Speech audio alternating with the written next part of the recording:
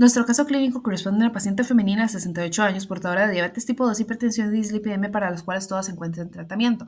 La paciente consulta el servicio de emergencias por historia de una semana de inicio de edemas bipodálicos, asocia disnea progresiva que desde ayer la presenta en reposo, con importante dificultad para realizar actividades cotidianas, asocia tos con mínimo esputo y alino y niega otros síntomas. Adicionalmente, la paciente indica que desde hace un año presenta fatiga al caminar distancias mayores de 500 metros, con disnea al caminar en cuesta, tos no productiva y además con episodios intermitentes de edema en tobillos, por lo que había consultado a Levice y fue tratada como asma a pesar de que no era conocida asmática. En la exploración física se documentan los siguientes hallazgos de relevancia: paciente taquicárdica, hipertensa, hipoxémica, taquipneica, con ingurgitación yugular a 45 grados, edemas simétricos en ambos miembros inferiores con fobia, y en la auscultación se reporta S3 presente. A la auscultación pulmonar se reportan campos pulmonares como murmullo vesicular disminuido en las bases con crépitos bilaterales difusos. En los exámenes de gabinete se reportó una hemoglobina y una creatinina normal, BNP elevado y sodio disminuido. Y en la radiografía de tórax se reportan opacidades algodonosas en ambos campos pulmonares, con aumento de la trama vascular y cardiomegalia significativa con silueta que contacta borde external. Primero, para poder hablar de edema pulmonar por insuficiencia cardíaca, tenemos que entender qué es el edema. Esto es la acumulación anormal de líquido en los espacios intersticiales, lo cual ocurre cuando hay un desequilibrio en los mecanismos que regulan el intercambio de líquidos entre los vasos sanguíneos y los tejidos adyacentes. Esto puede ocurrir en cualquier parte del cuerpo. Sin embargo, cuando ocurre en el pulmón, se llama edema pulmonar. Es acumulación de líquido en los alvéolos. Esto puede tener múltiples causas. Sin embargo, en este trabajo nos centramos en la forma más común, que es el edema pulmonar de origen cardiogénico. Al hablar de un edema pulmonar cardiogénico, nos referimos a aquel que ocurre como consecuencia de una insuficiencia cardíaca, específicamente una insuficiencia cardíaca izquierda. ¿Cómo sucede esto? De forma muy general, el mecanismo es el siguiente. Recordemos que el ventrículo izquierdo es el encargado de bombear la sangre a la circulación sistémica.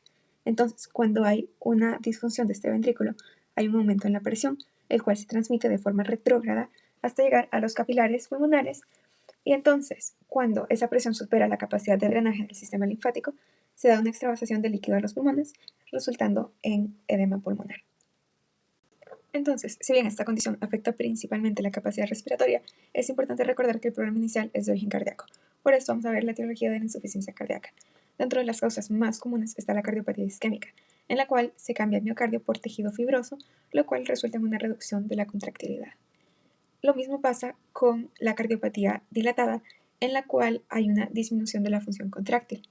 Con la hipertensión arterial crónica no controlada, lo que sucede es que hay un aumento de la poscarga, lo cual con el tiempo puede resultar en una hipertrofia ventricular y por lo tanto una disfunción del ventrículo. Las valvulopatías, como la insuficiencia aórtica o la estenosis mitral, impiden el flujo de sangre normal por el corazón, lo cual también crea un aumento en la presión. Y las arritmias, como la fibrilación auricular, disminuyen la eficacia del funcionamiento del corazón al disminuir. El edema pulmonar cardiogénico es el resultado directo del incremento de la presión hidrostática de los vasos pulmonares, en específico los capilares. La causa más común de este aumento de presión es la insuficiencia cardíaca izquierda.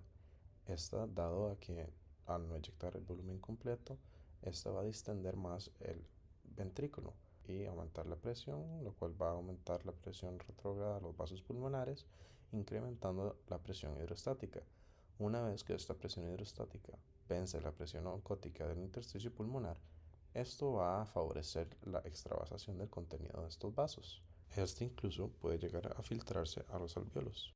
Este aumento de líquido en el espacio intersticial va a aumentar su grosor, lo cual va a dificultar la difusión del oxígeno. También ese edema y ese líquido va a restringir la expansión pulmonar, lo cual puede generar disnea en el paciente. También, si el líquido llega a los alvéolos, puede manifestarse como una alteración en la difusión de los gases, lo cual puede generar una hipoxemia. También este líquido a nivel alveolar puede diluir el factor surfactante pulmonar, lo cual va a favorecer el colapso de los alvéolos. Los pulmones van a compensar aumentando la frecuencia respiratoria. Esto incrementa el trabajo respiratorio, lo cual puede generar fatiga para el paciente. Ya que en esta patología el intercambio gaseoso y la perfusión sanguínea se ven afectados, el mecanismo compensatorio del cuerpo va a ser la vasoconstricción y el aumento de la frecuencia respiratoria. Esto crea un ciclo vicioso. Al activarse el sistema renina-angiotensina-aldosterona, se va a reducir el nivel de diuresis, lo que no va a disminuir el nivel del volumen circulante efectivo.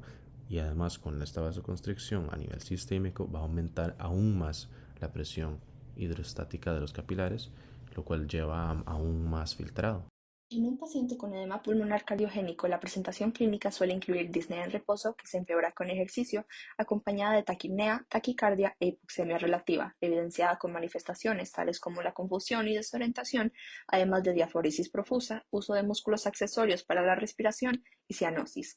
Un hallazgo distintivo a la hora de la auscultación cardíaca es la presencia de un tercer ruido cardíaco, y es común encontrar soplos debido a estenosis o insuficiencia de válvulas. Aunque no patognomónicos, en la auscultación pulmonar se pueden encontrar estertores y sibilancias, inicialmente basales, que pueden migrar hacia apical conforme avance la condición. Además, la tos puede indicar de manera temprana un empeoramiento de la condición y suele estar acompañada de expectoración rosada espumosa. En estos pacientes, la presión arterial suele encontrarse baja, a menos que conserven la función de su ventrículo izquierdo, en cuyo caso se puede observar hipertensión secundaria a aumento de catecolaminas. La presión venosa yugular puede estar normal o elevada, y comúnmente estos pacientes se van a presentar con ingurgitación yugular. Además, se pueden observar edemas bipodales, principalmente en la región pretibial. Para diagnosticar al paciente debemos iniciar con el interrogatorio, la exploración física y los estudios de laboratorio. Dentro de los resultados esperados de este primer paso, esperamos confirmar factores de riesgo, bajo gasto cardíaco, las manifestaciones clínicas que ya mencionamos anteriormente, un BNP mayor a 500 picogramos por mililitro, un tercer ruido cardíaco y también a la auscultación pulmonar podemos escuchar crepitantes inspiratorios en las bases pulmonares y también roncos y sibilancias conocidos como asma cardíaca. Vamos a tener también una alteración en la relación ventilación-perfusión que va a provocar una disminución en la oxigenación de sangre arterial, lo que puede llevar al paciente a una hipoxemia. También la presión parcial de dióxido de carbono en los alvéolos se va a mantener normal o baja, que se va a reflejar como un incremento en el impulso para respirar y el paciente entonces se va a ver cianótico y sudoroso. Como mencionamos también, el esputo podría volverse rosado y esta coloración rosada se debe a la hemorragia capilar resultante del aumento en la presión venosa pulmonar. Adicionalmente, debemos realizar una radiografía de tórax en la cual esperamos tener presente una silueta cardíaca aumentada, un pedículo vascular mayor a 70 milímetros, infiltrados centrales y la presencia de líneas de B de Kerley. Esta línea representa la presencia de líquido en los septos interlobulares. También podremos observar la presencia de manguitos peribronquiales, una redistribución vascular pulmonar, distribución del flujo pulmonar invertida, edema central, derrame pleural y opacidades perihilares. Otra prueba que se puede realizar también es el ecocardiograma transtorácico o transesofágico, en el cual se espera observar cavidades dilatadas, una fracción de eyección del ventrículo izquierdo disminuida o una disfunción sistólica. Una tercera prueba diagnóstica también que podríamos realizar es un cateterismo de arteria pulmonar, en el cual esperamos tener como resultado una presión en cuña de la arteria pulmonar superior a 18 miligramos de mercurio. Y por último tendríamos el electrocardiograma, que podría ayudar a identificar causas que hayan desencadenado o contribuido al desarrollo del edema, y dentro de estas podemos encontrar arritmias, isquemias o necrosis. Las metas del tratamiento corresponden a mejorar síntomas como la disnea, proporcionar estabilidad hemodinámica al paciente y proporcionar soporte a la oxigenación y ventilación. Sin embargo, la meta principal siempre va a ser identificar y tratar la causa que desencadenó el edema. Algunas de estas causas incluyen arritmias, síndrome coronario agudo, valvulopatías, miocardiopatías, entre otros. El tratamiento podría ser un proceso activo y ágil en el que los pacientes pueden cambiar de condición de manera breve. Sin embargo, es indispensable la monitorización constante del electro, las constantes vitales, los resultados de la gasometría, la función renal y los electrolitos séricos. Los parámetros hemodinámicos y de perfusión a valorar corresponden a la presión venosa central, la saturación venosa de oxígeno, el lactato, la diuresis, el llenado capilar y la frialdad de extremidades. Y adicionalmente se debe monitorizar valores de laboratorio como el BNP y las troponinas. En el caso que no hubiera BNP, el marcador ideal corresponde al NT-proBNP. Dentro de las medidas de tratamiento recomendadas encontramos la administración de oxígeno, el tratamiento con diuréticos, el uso de vasodilatadores, el uso de ionotrópicos, el uso de vasopresores, el uso de morfina en caso de dolor o ansiedad, la reducción de ingesta de sodio, la reducción de ingesta de líquidos, la administración de anticoagulación profiláctica y a medida a largo plazo el uso de inhibidores de la enzima convertidora de angiotensina 2 o beta bloqueadores siempre que la frecuencia cardíaca y la presión arterial lo permitan. En conclusión, el edema pulmonar cardiogénico refleja un desbalance en los mecanismos de regulación hemodinámica causado más comúnmente por una falla en la capacidad del ventrículo izquierdo para bombear sangre hacia circulación sistémica. Esta sobrecarga va a desencadenar una serie de eventos fisiopatológicos que inicialmente van a compensar, pero a lo largo del tiempo van a resultar en una disfunción cardiopulmonar, evidenciado por la presencia de un derrame pleural. Es importante conocer acerca de las diversas etiologías de la insuficiencia cardíaca y los mecanismos que llevan a sus posibles complicaciones, para así poder proveer un manejo integral que aborde tanto la sintomatología del paciente como la causa desencadenante.